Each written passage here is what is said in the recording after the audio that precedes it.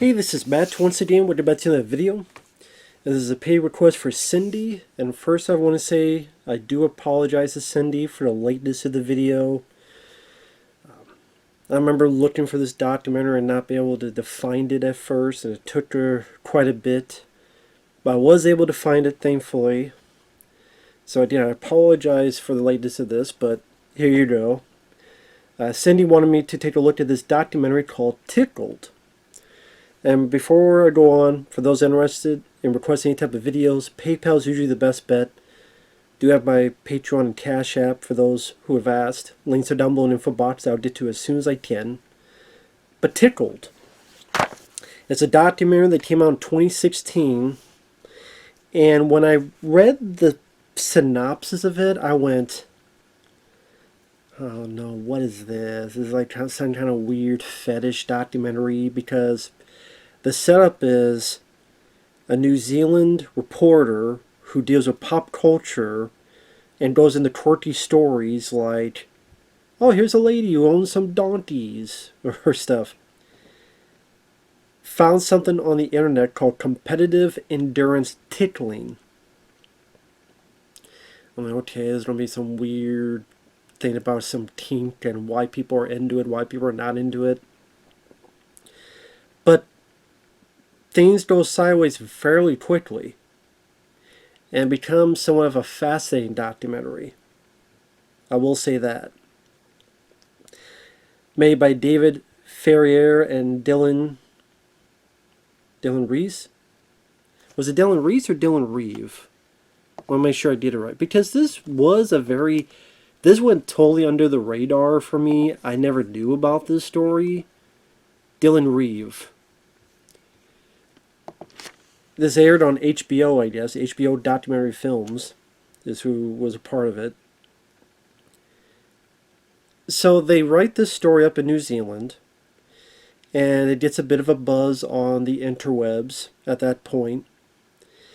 And people are like, oh, making fun of it. What's the deal with this? Then they get a response. They get a response from Jane O'Brien Media, who's a part of this, saying, no, we don't want to deal with you. We don't want to deal with some gay journalist. And this is a hetero bit of business with the videos, and there's nothing gay about it. And just very, very adamant, like too hostile, too adamant, too forceful. And of course, as a reporter, these guys realize there's something up with this story. And they decided to make a bit of a documentary on the subject. So consistently, they're told to stop, or else there'll be a legal action filed. And even people fly over to New Zealand, and at the airport they seem cordial, they seem nice, how's it going? Except one guy. And then pretty quickly they're like, hey, you gotta stop doing this, or you're gonna get sued. And meanwhile, the one reporter got all these hostile voicemails calling him the word that rhymes with maggot, all sorts of stuff. And the representatives threatened them until ultimately, okay, they're going back to LA, now we're going to follow them to LA. And we're going to see what's going on with this truly. And they started meeting a handful of people. They meet a guy named TJ, who's in one of the videos, and he talks about how when he was much younger, he was kind of coerced. He needed some money, some easy cash. Someone he knew had cancer. And it's like, okay, you don't do this thing, and it's some competition, and there's nothing sexual about it, and, you know, person's young, and I don't want to say naive, but maybe partially naive. But apparently he didn't know they was going to be tied up, which is what happens in the video. But pretty much they do tickling, and then they leave. Nothing sexual, anything of the sort. Of course, TJ did this, supposed to be some kind of private thing, and all of a sudden it gets up on YouTube. And he's wondering, what the hell? They didn't have my permission to do this. And he's able to get the video off of YouTube. But then the person sends him countless emails saying, You screwed up, you fucked up, and uploaded everywhere. Vimeo, all these other places, uploaded the guy's info, his name, his Facebook, his email, his family stuff. And it even helped him lose jobs because then the people involved started posting lies. Oh, he's a sexual deviant. He did stuff with kids, lying to others. So the point was, these false accusations didn't get thrusted upon him, and then he's let go from jobs and let go from sports and hurt him for a while. So it shows that this thing that I thought was going to be okay, endurance tickling, this seems like very goofy. No, this much more serious about someone who loves power, loves thrusting the power, and becomes a big bully on top of it. And before I go on further into spoilers, that's kind of the interesting thing about this, is that it's about a person that maybe something happened to them when they were a kid. They were bullied themselves. And once they got a bit more older, thanks to having money that his daddy has, because his dad's some big law firm, Wall Street guy, a trust fund baby. So he's able to use all these funds to just handle his own personal fetish. And if you say no, he's going to try to end your career, make your life a living hell. And that's the sad truth of a lot of things today. Now imagine if someone had the money to do it. And it's crazy how this story, I feel like it was under the radar, because you never hear anybody talk about this, mention this. Unless I was just completely head in the clouds missing all this. Now I know you think, wait a minute, you said Jane O'Brien Media, why do you keep saying this guy, this guy? Well, if spoilers from now on, I would say if you like documentaries that go a bit into investigative journalism, it's definitely a documentary for you. They talked to a guy named Richard Ivey, who was a video producer, and he did, ticklish videos that were sexual in nature, and for people who happen to be gay or into that stuff. But he admits it, and he's very friendly, and he's like, hey, there are people into this, and hey, people like it. He makes a lot of money off it, but he's upfront and he's more honest about it, and it's not that I'm into or I understand, but hey, he's not harming anybody, he's not hurting anybody, he's not harassing, blackmailing anybody. He's willing to talk, seems like a very friendly guy. It's all cool. He mentions how one of the first people he saw dealing with this was in the mid-90s, someone named Terry DeSisto, who seemed like a lady. And she would hire this casting guy to get people to make these videos for her, and that, hey, you need tickets, you need a car, you need all this money, I'll give it to you, and send more and more and more stuff to get them in a place of comfortable nature to do these videos. And then all of a sudden the person starts releasing this content without consent.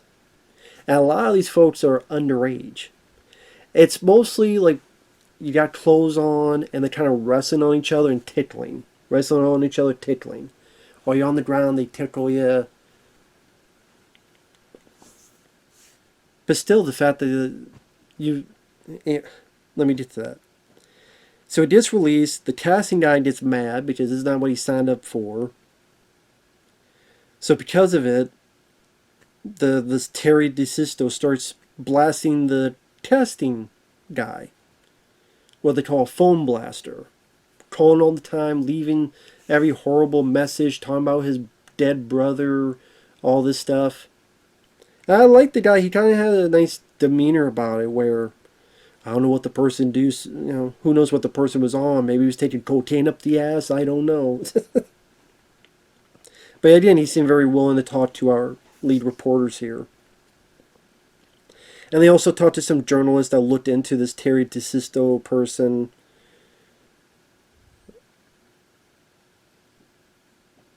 And again, mentions how Terry had sent tickets, cash, computers, coerced, hates the term no, and if you say no, then we'll make your life a living hell. Send clips to your job, your mom, etc. So the reports from back to the day mentioned to our leads that at one point in the 90s or whatever, someone had said no, and Terry DeSisto had shut down a whole university of computers. And then laying the blame on this kid, and also sending other like fake accusations and stuff, to the point that the Secret Service came by to see the kid. And then ultimately you find out, no, it was this person. And you come to find out that Terry DeSisto, the girl, was not a girl. It was some fat dude named Dave D'Amato. She is a he. And get this guy was an assistant principal of a high school. The assistant principal of a high school blackmailing, coercing, threatening all these people that are doing these tickling videos for him.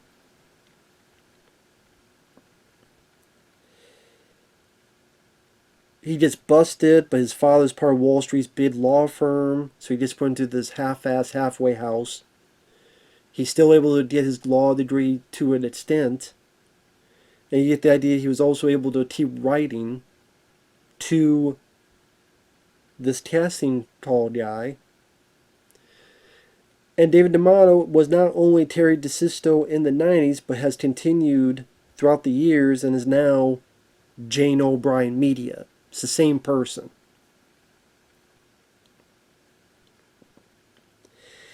Apparently there's stolen identity of dead people. And again, the way he's able to afford this, he has $6 million. He has indebted, he got family money when his mom passed away. That's how he was able to afford this. Just such a, sadly I believe it, but just such a crazy look at someone is that bored, that out of it, that up their own ass. They gotta find other people to use to their own benefit, to their own selfish ways. And also you think about, like, this person has so much.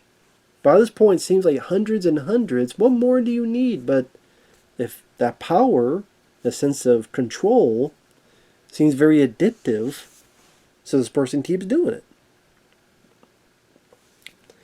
Now, sadly, when it gets to the end, there's not a whole lot of satisfaction.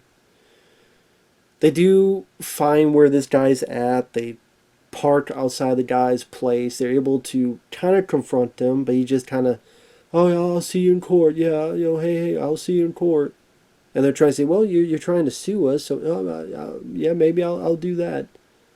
And then he drives away. There's no big interview. There's nothing that the guy says that gives us any insight to who he was. There's no catching him in the act or him getting arrested or getting punished or anything. There's no any deep insight.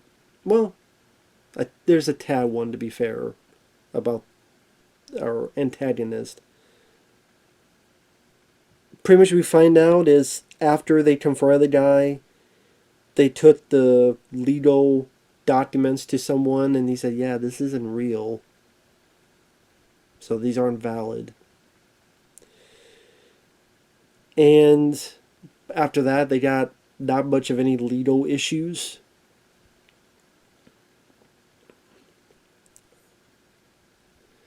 Also, like, the guy, it seems like he was getting away with it and there's nothing they could do, but at least a bit of the truth's out there. And then you have a final bit where they call the guy's stepmom, which is one of the only relatives he had alive.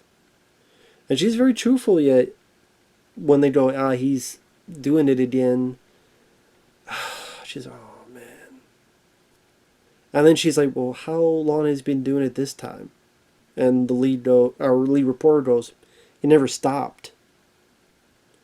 And she mentions how he had a strange childhood. His mom was very protective of him. He was picked on a lot. He was locked in a locker. And she keeps repeating he was picked on a lot. And then she mentions, God, I'm scared of him. I'm afraid of him. I'm afraid of him. Other than being afraid of your own stepson. And then apparently after this documentary, the guy tried to go after his own stepmom, as well as the reports on what was said, but it felt like this douchebag had no legal course to stand on, really. Seemed like a bunch of empty, bully, tactic threats.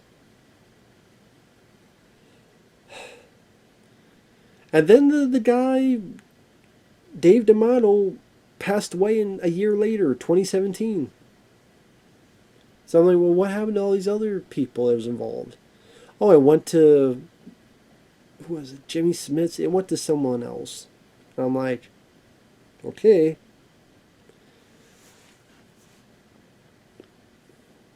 So because of the way reality plays its course, is not a whole lot of a satisfaction of an ending. But I do just say again, they got at least a little bit of the truth out there. Would have been nice to see, even now, like it would have been nice to have a little featurette now of what happened after that. Like, okay, the one guy died in 2017. What happened to TJ? What happened to these other folks? It would have been interesting to see what came about with some of these characters, with some of these people. Not characters, it's a real thing, but yeah, definitely something I did not expect when I was watching and got involved, into this. Got involved in watching this. I'm like, tickled. No, I mean, it shows online bullying. It shows people who think they can do whatever they want with all the money and the power. And sadly, a lot of times that's right. As in what I'm saying is correct. That sadly there are people that can get away with it as long as they got the money. Just pay this, pay this, pay this, and it's all under the rug. So it's a damn shame. But I would assume this at least brought some attention to this. But now apparently that's taken over by one of that guy's associates. Probably one of the 3 representatives that came by to see these guys. It's probably one of those 3. It's a damn shame. Well, hopefully, like, people watch this, and if 1 or 2 or 3 people knows that, and so, nah, that's okay. Then at least maybe there could be some kind of benefit from this. One can only hope. Like I said, if you like documentaries of this nature, like I said, the ending, can't say there's a lot of...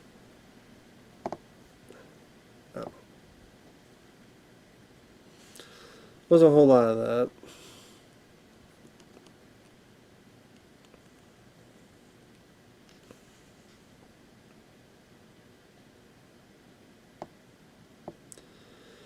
So, David Farrier did a documentary series about the phenomenon of dark tourism.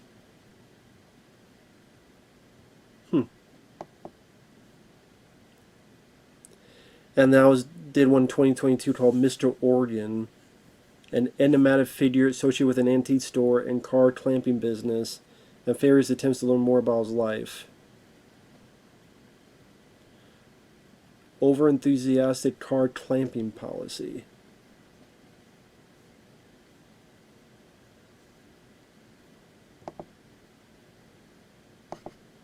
Well, there you go. So that said, thanks for watching. Thanks once again, Cindy. I do appreciate it. Sorry about the wait. Like I said, pretty interesting stuff. And not sad that the guy behind it, David D'Amato, passed away 2017. So at least there's something. But yeah. With that said, thanks for watching. We'll see you guys later. Bye-bye for now.